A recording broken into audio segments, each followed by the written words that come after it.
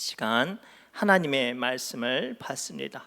우리에게 주시는 하나님의 말씀은 구약성경 역대하 6장입니다. 역대하 6장 28절부터 35절까지의 말씀을 우리 천천히 한 절씩 천천히 한 절씩 합독합니다. 역대하 6장 28절부터 35절까지의 말씀입니다. 제가 가지고 있는 구약성경 663페이지에 있습니다. 자, 28절부터 천천히 읽습니다. 만일 이 땅에 기근이나 전염병이 있거나 곡식이 시들었거나 가뭄이가 나거나 메뚜기나 황충이 나거나 적국이 와서 성읍들을 에워싸거나 무슨 재앙이나 무슨 질병이 있거나를 막론하고 한 사람이나 혹은 주의 온 백성 이스라엘이 다 각각 자기의 마음에 재앙과 고통을 깨닫고 이 성전을 향하여 손을 펴고 무슨 기도나 무슨 간구를 하거든 주는 계신 곳 하늘에서 들으시며 사유하시되 각 사람의 마음을 아시오니 그의 모든 행위대로 갚으시옵소서. 주만 홀로 사람의 마음을 아심이니이다. 그리하시면 그들이 주께서 우리 조상들에게 주신 땅에서 사는 동안 항상 주를 경외하며 주의 길로 걸어가리이다. 주의 백성 이스라엘에 속하지 않은 이방인에게 대하여도 그들이 주의 큰 이름과 능한 손과 펴신 팔을 위하여 먼 지방에서 와서 이 성전을 향하여 기도하거든 주는 계신 곳 하늘에서 들으시고 모든 이방인이 주께 부르짖는 대로 이루사 땅의 만민이 주의 이름을 알고 주의 백성 이스라엘처럼 경외하게 하시오며 또 내가 건축한 이 성전을 주의 이름으로 일컫는 줄을 알게 하옵소서. 주의 백성이 그 적국과 더불어 싸우고자 하여 주께서 보내신 길로 나아갈 때에 그들이 주께서 택하신 이 성과 내가 주의 이름을 위하여 건축한 성전 있는 쪽을 향하여 주께 기도하거든 주는 하늘에서 그들의 기도와 간구를 들으시고 그들의 일을 돌보시옵소서. 아멘. 살아계신 하나님의 말씀입니다. 기도합니다. 하나님, 이 시간 부족한 종 주님이 주신 권세를 붙잡고 우리 이 지역을 품고 또는 믿음의 중직자를 품고 기도하는 기도의 사명자들과 한 자리에 모여 부르짖고 기도하고자 합니다. 주님의 이 시간 선포된 말씀을 통하여 기도의 권세가 임하게 주옵시고 우리의 부르짖는 기도로 말미암아 주의 돌보시는 손길이 우리 신의중앙교회는 물론이요 이 지역에 신음하고 아파하는 모든 이들에게 흘러가게 하여 주옵소서. 모든 말씀 예수님의 이름으로 간절히 기도드리옵나이다. 아멘. 우리 옆 사람 이렇게 축복할까요? 하나님께서 우리를 돌보십니다 라고 축복합시다. 하나님께서 우리를 돌보십니다. 하나님께서 우리를 돌보십니다. 어떠한 상황 가운데서도 하나님께서 우리를 돌보십니다. 갓난 아이들은요 자기 힘으로 자기 문제를 해결할 능력이 없어요. 배고파도 또 기저귀에 용변을 봐도 몸이 아파도 아니면 옷이 입는 게 불편해서 자꾸만 자기 몸을 찔러도요 그 아이는 자기 몸을 살펴볼 힘이 없단 말이에요. 그래서 그 아이는 뭐를 하죠? 엄마나 아빠나 할아버지나 할머니를 찾아서 부르짖어요. 응애! 할머니, 할아버지, 엄마, 아빠를 부르지도 않고 그냥 응애라고만 부르짖기만 하면 그 갓난아이의 약한 것들과 문제가 그 부르짖음으로 듣고 찾아온 어미의 손에 돌봄으로 말미암아 해결함을 받습니다. 오늘 본문 말씀 마지막 구절에 분명히 하나님께서 우리에게 약속하셨어요. 하나님께서 우리의 일을 돌봐 주신다고 말씀하셨어요. 근데 전제 조건이 있어요. 어떻게 해야 하나님께서 우리의 일을 돌보실 수 있을까요? 부르짖는 거예요. 하나님께 기도하고 간구하는 것을 넘어서 주님께서 내 간절한 마음과 심령을 알 수 있도록 부르짖을 때 주님께서 우리의 약함을 돌보시는 줄 믿습니다. 특별히 오늘 우리는 이 지역을 위해서 품고 기도하고자 해요. 우리가 모인 숫자가 이 지역의 인구의 10분의 1이 모이지 않았어도 중요한 건 우리의 기도를 통해서 하나님께서 역사하실 줄 믿습니다. 그래 그 사명을 가지고 오늘 여러분들이 옆 사람이 얼마나 모였는지 살펴보지 말고 하나님께서 이 시간 우리의 기도를 통해 이 지역을 품고 돌보시려는 확신을 가지고 함께 마음을 모아 뜨겁게 부르짖는 사명 감당해 주시길 바랍니다. 오늘 말씀을 통해서 하나님께서는 부르짖는 사람을 돌보시는데요, 중요한 건 그 안에서도 또 전제 조건이 있어요. 어떤 사람인가? 고통을 깨닫고 성전에 나와 부르짖는 사람을 돌보신다고 말씀하세요. 우리 28절부터 30절 말씀 함께 읽겠습니다. 시작. 만일 이 땅에 기근이나 전염병이 있거나 곡식이 시들거나 까부기가 나거나 메뚜기나 황충이 나거나 적국이 와서 성읍들을 애워싸거나 무슨 재앙이나 무슨 질병이 있거나를 막론하고 한 사람이나 혹 주의 온 백성 이스라엘이 다 각각 자기의 마음에 재앙과 고통을 깨닫고 수도 문제가 생겨가지고 힘든데 어쩌지? 이런 걱정을 이야기하지 않아요. 29절에 구체적으로 우리에게 가르치는 건 그냥 막연하게 비명 소리를 지르라는 게 아니에요. 그 고통을 깨닫고 고통에 관한 신음소리, 고통에 관한 비명 소리가 하나님께 들려졌을 때 주님께서 그 고통 가운데 있는 나를 돌보신다고 말씀하세요. 29절 계속 읽겠습니다. 이 성전을 향하여 손을 펴고 무슨 기도나 무슨 간구를 하거든 주는 계신 곳 하늘에서 들으시며 사유하시되 각 사람의 마음을 아시오니 그의 모든 행위대로 갚으시옵소서. 주만 홀로 사람의 마음을 아심이니라 라고 되어 있는데, 오늘 말씀을 가만히 보면 하나님께서 돌보시는 사람에게 크게 두 가지 조건이 있어요.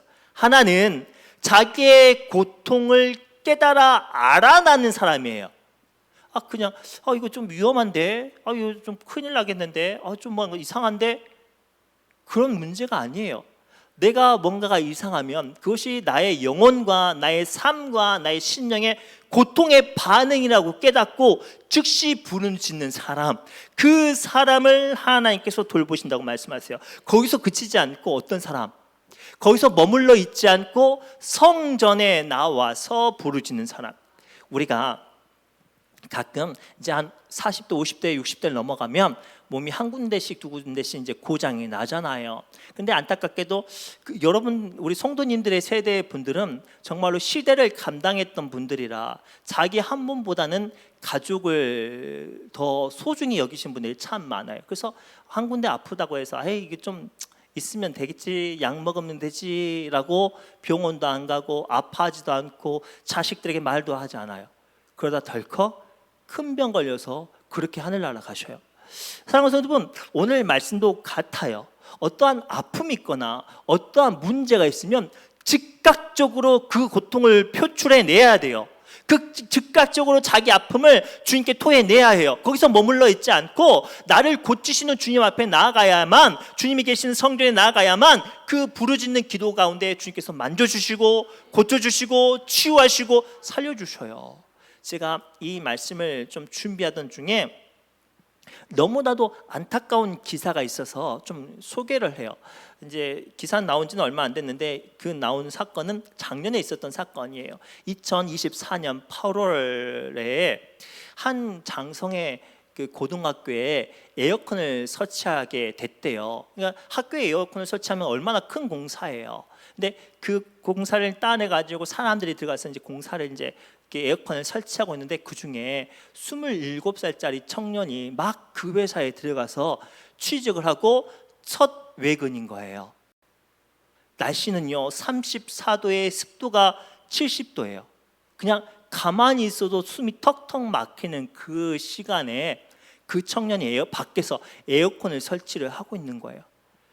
머리가 아파요. 뭔가 몸이 좀 이상해요. 그런데 막 들어왔잖아요. 자기 고참들은 저쪽에서 티 안 내고 일을 하고 있으니까 아프다고 말도 안 하고 그냥 그 일을 하는 거예요. 그러다가 비로소 증세가 나타난 거예요. 구토를 하고요. 살려달라고 그때서야 뛰쳐나가는데 비명은 안 나오고 비틀비틀 거리다가 화단에 쓰러졌어요. 더 안타까운 건 그 모습을 본 주변의 사람들이 이 사람이 심각하다라고 생각하고 즉시 119를 불러서 가면 참 다행이었을 텐데 대충 장난인 줄 알았대요. 그냥 조금 무례해서 힘들어서 주저앉은 줄 알았대요. 그래서 청년 엄마한테 전화해가지고 아들 데려가라고 했대요. 아들 뜨거운 데 일해서 탈났으니까 집에 오늘 일찍 퇴근시켜 줄 테니까 집에 데려가라고 했대요. 그렇게 해서 1시간이 지나고 나서 병원 응급실에 갔는데 이미 심정지가 된 거예요. 제가 이 기사를 보고 너무나도 안타까웠어요. 뭐가 저는 안타까웠냐면 아프면 아프다고 말하지, 힘들면 힘들다고 말하지, 주변 사람들의 시선과 자기의 책임감 때문에 그 비명소리 못 지르고 그 아프다고 신음소리 못 내서 이 꽃다운 청년이 죽은 거예요. 오늘날 교회에 그런 사람들 너무 많아요. 삶 가운데, 신앙 가운데 그 작은 일들을 감당할 때 힘들어요, 아파요. 그런데요, 내가 주변 사람들이 나를 보는 눈이 있지, 내가 책임져야 될 일이 있지, 그렇게 하다가 자기 아픔을 말하지 않아요. 자기 무너져가는 심령을 말하지 않아요.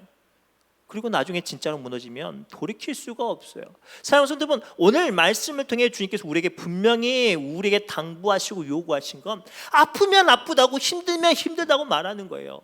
수고하고 무거운 짐진 자들아 다 내게로 오라. 예수께서 말씀하셨잖아요. 무겁고 힘들면 주님께 나오라는 거예요. 그리고 그곳에서 치유를 받는 거예요. 근데 안타깝게도 많은 사람들이 힘들고 아프고 어렵고 버거우면 그냥 그곳에 주저앉아만 있어요. 그곳에 쓰러져만 있죠. 그곳에서 한숨만 쉬어요. 엘리야처럼 광야의 로뎀 나무에 앉아가지고 하나님 나 차라리 죽고 싶습니다라고 하소연하는 것처럼 오늘날 그렇게 영적으로 마음으로 사명을 무너진 사람들이 너무 많아요. 어떻게 해야 될까요? 오늘 하나님께서는 우리에게 분명히 말씀하세요. 주님께 나와서 그 비명소리를 지르고 그 약함 가운데 부르짖으라고요. 사랑하는 성도분, 우리는 사명 가운데 문제를 너무나도 가볍게 무시하는 경우가 많아요. 뭐 큰일 있겠어, 뭐 어떻게 뭐 크게 뭐 어떻게 되겠어라고 생각해서 내 영혼이 혹은 하나님이 주신 사인을 외면해요. 그래서 인생이 무너지는 사람들이 많아요. 그 대표적인 인물이 사사기에 등장을 해요. 누군가 사무엘의 스승 엘리 제사장과 그 집안 이야기예요. 엘리 제사장이 사무엘은 참 잘 가르쳤는데 나이가 많아서 자기 두 아들은 잘 못 가르쳤어요. 그래서 사무엘은 그 엘리 제사장의 직무를 못 잇고 엘리 제사장 두 아들 홈니와 비느하스가 제사장 직분을 이었는데요, 못된 짓을 얼마나 많이 했는지 몰라요. 하나님께 드리는 아주 귀한 제물이 있으면 갈코리로 지가 먼저 딱 찍어가지고 가져가요. 하나님께 올려주기 전에. 심지어는 성전에 일하는 여자들을 건들기도 하고요. 심지어는 자기의 물질이 필요하거나 자기 어떤 욕심내는 거 있으면 하인들 시켜가지고 마치 건달들처럼 가가지고 뺏어요. 성도들 걸 뺏는단 말이에요. 그런 짓을 너무나도 말하니까 사람들이 어떻게 해요? 엘리 제사장을 찾아가서 말을 하죠. 제사장님, 당신 두 아들들 해도 너무합니다. 아니 세상에 이렇게 하면 우리가 어떻게 살라고요? 그런데 안타깝게도 엘리 제사장은 그 일이 큰 일로 안 여겨졌어요. 그래서 아들들 불러서 야야 사람들이 뭐라고 한다, 그러지 마라, 그 말만 했단 말이에요. 야야 사람들 너무 무섭다, 이러지 마라. 살아계신 하나님께서 보고 계시고 심판하시려고 작정하고 계신데 엘리 제사장은 정말로 심각한 문제를 가볍게 여겼어요. 그 결과 그 집안의 대가 끊어졌어요. 홈니와 비느하스는 블레셋과 싸울 때 그 자리에서 전사하고요. 그리고 그 뱃속에 있는 아이는요, 전사 소식을 듣고 낙태해서 죽었고요. 엘리 제사장은 의자에 기대고 앉아있다가 뭔 일 있겠어 하다가 의자에서 떨어져서 목이 부러져서 죽었어요. 뭐 때문에? 뭔 일 있겠어? 아주 사소한 문제를 가지고 아파하지 않아서 그리 되었단 말이죠. 사랑하는 성도 여러분, 오늘 하나님께서 여러분들의 일을 돌보시기를 원하십니까? 여러분들의 아픔을 주님께서 만져주시기를 원하십니까? 그러면 두 가지가 필요해요. 하나는 그 아픔을 아주 작고 가볍고 보잘것없이 없어 보이는 그것일지라도 하나님께 나와 아픔의 소리를 토해내어야 해요.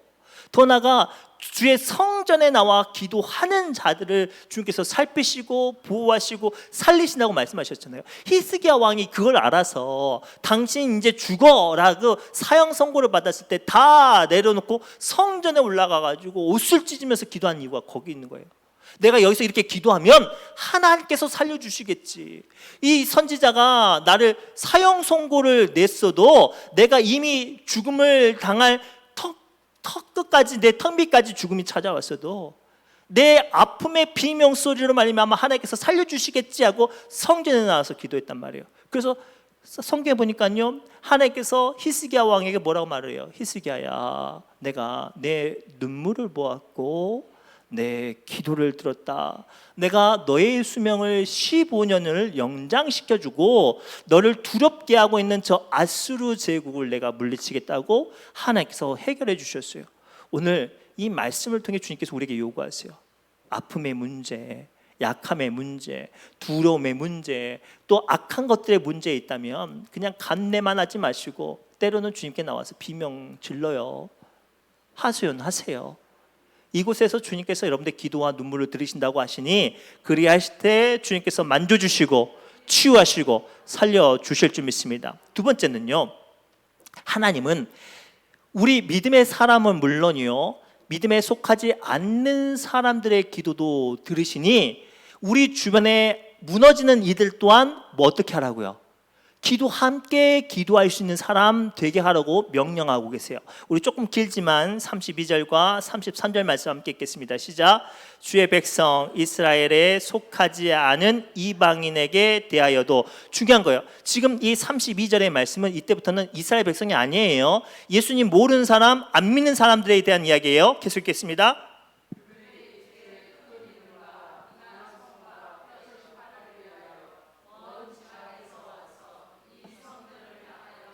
중요한 거예요. 믿음이 있어요, 없어요?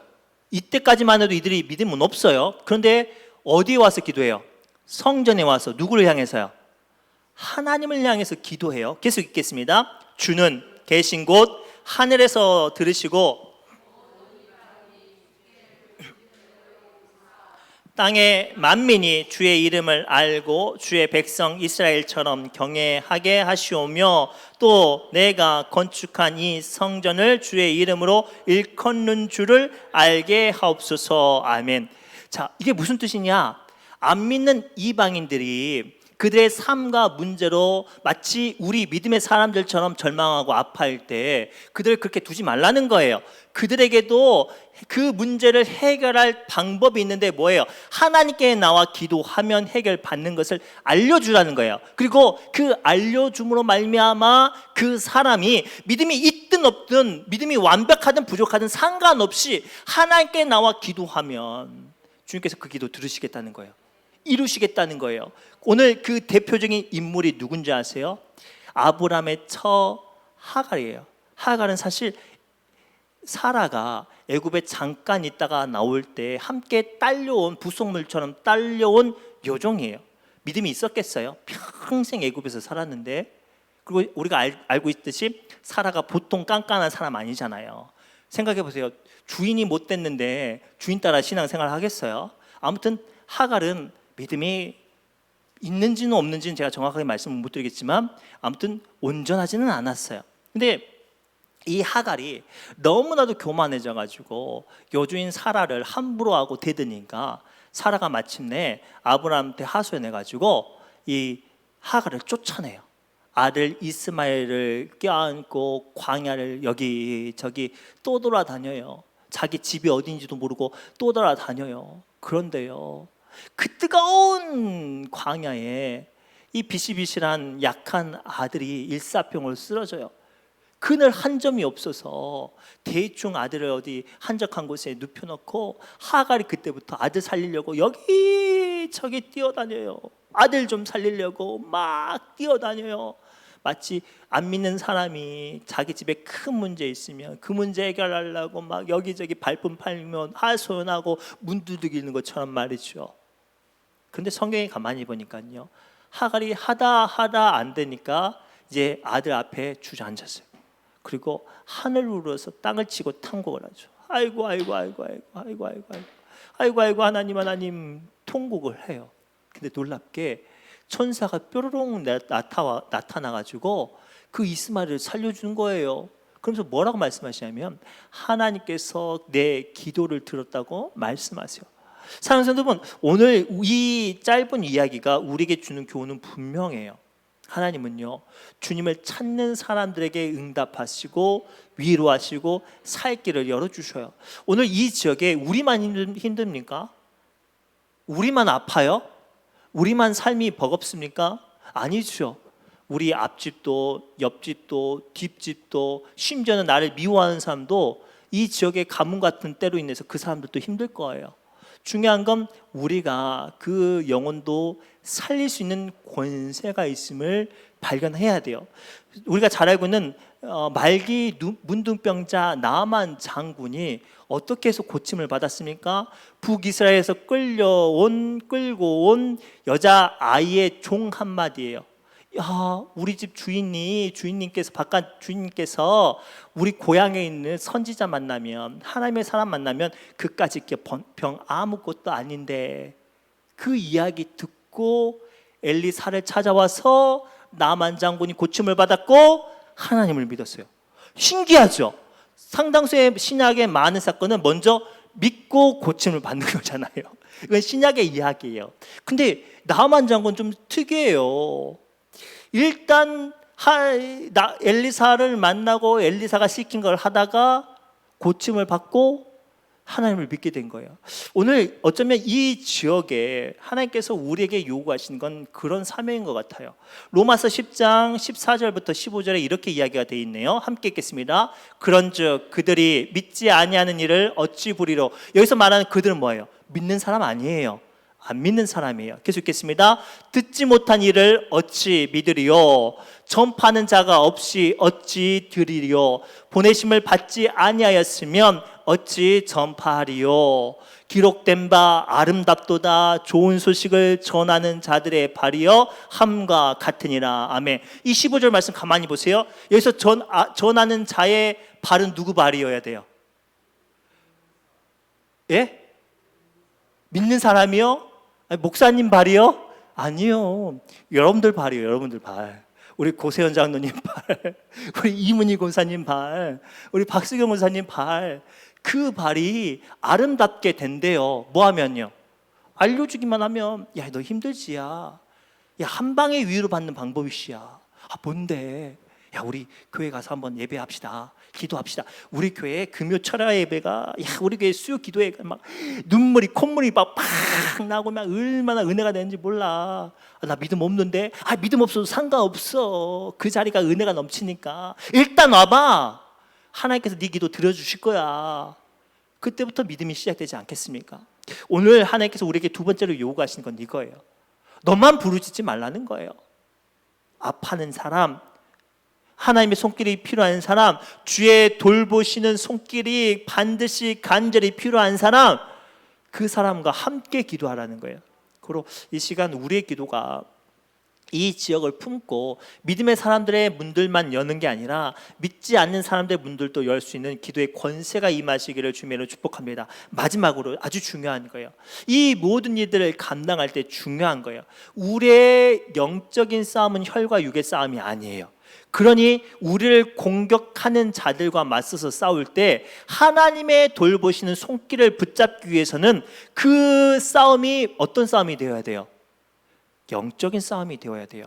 우리 34절 35절 함께 읽겠습니다. 시작. 주의 백성이 그 적국과 더불어 싸우고자 하여 주께서 보내신 길로 나아갈 때에 그들이 주께서 택하신 이 성과 내가 주의 이름으로 위하여 건축한 성전에 있는 쪽을 향하여 주께 기도하거든 주는 하늘에서 그들의 기도와 간구를 들으시고 그들의 일을 돌보시옵소서. 아멘.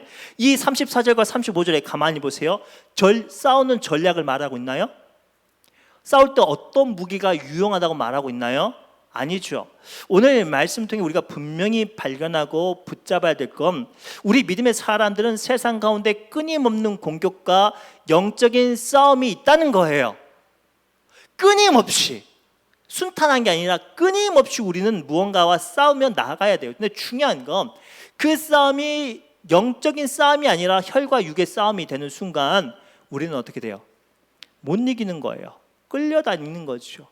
반대로요, 아무리 내가 보잘것이 없고 초라하고 경험이 없고 상대방에 비해서 힘이 연약해도 그 싸움이 영적인 싸움이 되면 우리는 능히 그들을 이길 수 있어요. 그 대표적인 사건이 출애굽기에 등장하는데, 출애굽기 어떤 사건인가? 이스라엘 백성들이 처음 출애굽을 하고 마라에서요, 그들을 약탈하고 그 공격했던 그 사람들과 민족들과 싸우는 사건에 대해서 우리가 알 수 있어요.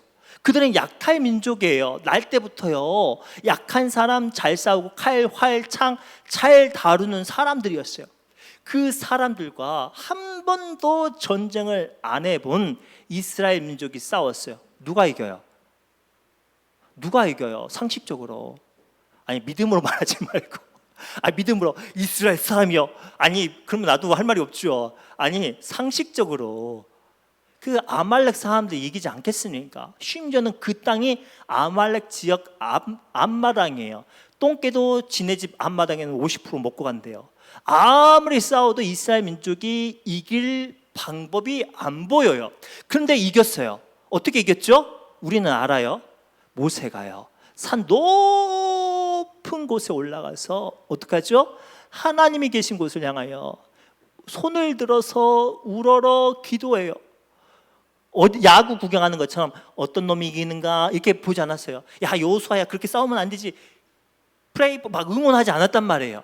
모세는 이스라엘 백성들이 싸울 때 전적으로 영적인 최전방에서 하늘을 우러서 하나님만 바라보고 기도했을 때 그 전쟁을 누가 돌보셨어요? 하나님이 돌보셨어요.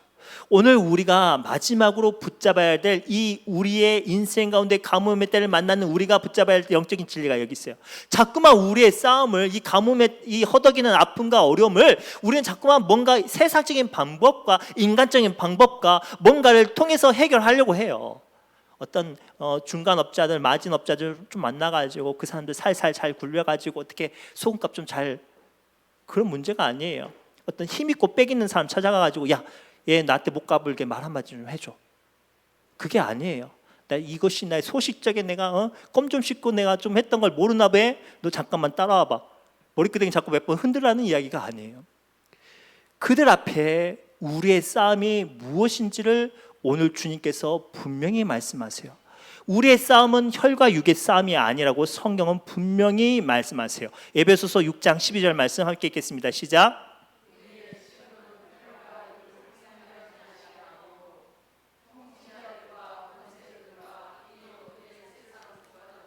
하늘에 있는 악의 영들을 상대함이라. 아멘.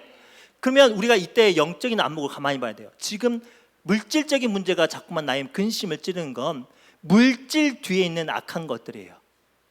지금 어떤 사람이 나를 힘들고 어렵게 하는 건 그 사람을 주장하는 악한 것들이에요. 지금 내 삶에 원치 않은 질병과 내 삶과 마음의 심령을 무너지게 하는 두려움은 그 두려움과 내가 싸우는 게 아니라 그 두려움을 주장하는 악한 것들과 나이가 싸우는 거예요. 그러면 우리의 싸움이 뭐가 되어야 돼요? 영들을 상대하는 싸움이 되어야 돼요. 고로 오늘 이 말씀을 붙잡고 우리는 영들을 상대하는 싸움 되기 위해서 어떻게 해야 돼요? 그들의 어떠한 모습을, 어떠한 상황을 보이든지 흔들지 않고 우리는 한결같이 선전 기도하는 사람 되어야 돼요. 어떤 기도요?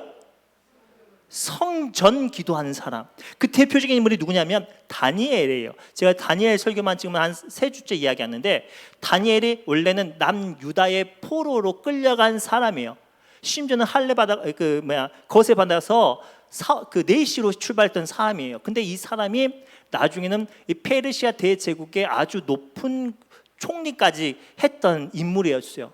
정적들이 가만히 두겠냐고요. 온갖 시기와 공격과 모함과 비방이 쏟아져 내려요. 비수처럼 막 찌르는 거예요. 그럴 때마다 다니엘은 자기의 습관에 따라 하루에 3번씩 창문을 열고 성전 기도했어요. 성경에 찾아보니까요, 심지어는요, 다니엘을 작정하려고 죽이려고 함정을 팠어요. 못된 법을 만들었어요. 그런데도 성경에 보니까요, 다니엘이 그 조서의 왕의 직인이 찍힌 것을 알고도 그의 습관에 따라 성전을 향하여 기도하였더라라고 성경 기록하고 있어요. 사랑하는 성도 여러분, 우리를 향해 쏟아져 내리는 수많은 공격과 우리를 아프게 하는 수많은 어려움을 물리칠 수 있는 가장 강력한 힘은 오늘 주님께서 말씀하고 계세요. 하나님께 향하여 기도하되 성전 기도해요. 왜? 성전에는 하나님의 눈과 귀가 머물며 어떠한 기도든지 주님께서 들으시고 그 간구를 사유하신대요. 사유가 뭔지 아세요? 그것을 통해 나의 아픔도 두루두루 살피고 그 깊숙한 곳까지 하나님께서 감찰하시고 알아가시는 거예요. 나의 작은 신음에도 응답하시는 하나님께서 이 성전 기도하는 사람들의 눈물을 더 자세히 들어주시지 않겠습니까? 저희 막내가요, 지금은 이제 안 그러는데 아주 어렸을 때 얼마나 아양이, 전라도 말로 아양이 사삭스러운지, 조금만 다치면 피도 안 나는데 아빠 여기가 이렇게 했고요, 저기가 안 보여, 안 보이는데 있잖아요, 여기가 이렇게 해가지고 형아가 밀었는데 내가 이렇게 아파요, 피가 나는 것 같아요. 피 안 나, 암시랑도 안 해. 근데도 알아봐 달라고 막 눈에 막 안경 꼈는데 안경에다 막 갖다 대고 막 그래요.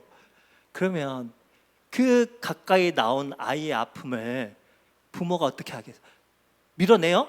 더 가까이 어디 보자. 아이고 아팠겠다. 아이고 그래 빨개졌네. 피는 안 나지만 빨개졌네. 이게 성전 기도의 힘이에요. 오늘 제가 이 말씀을 깊게 묵상하던 중에 하나님께서 부족한 종에게 주신 음성이 이거예요. 우리 성전 기도가 다시 시작되어야 돼요. 우리 얼마 전까지만 해도 교회에 와서 기도하셨다가 가시는 분들이 종종 계셨어요. 근데 어느 순간부터 이렇게 방학인가 봐요. 성전 기도가 회복되어야 돼요.